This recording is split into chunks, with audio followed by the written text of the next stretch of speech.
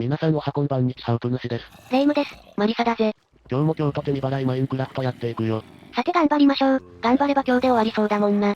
いや、残り20ブロック分の高さくらいしかないものね。そして次は交易所を作ってシルクタッチのツルハシだな。です。どうしたのウプ主？今回じゃ終わらないです。あ？すみません。ツルハシの耐久が少なくてダイヤと合成するのに時間がかかりました。前回も言ったけど裏作業でやっておきなさいよ。前回の編集時には録画終わってたんだよ。急なメタ発言やめろ。今後はやっておくようにするよ。クロックアップ。無言タイム突入。